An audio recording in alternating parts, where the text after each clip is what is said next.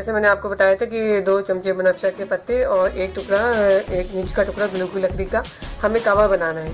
1 गिलास पानी लिया था मैंने सादा, जिसमें आपके सामने ही मैंने सब डाला था और उसको इतना पकाया कि वो पानी ये देखिए इतनी मिकदार है, उसकी तकरीबन आधा गिलास हो गया ये।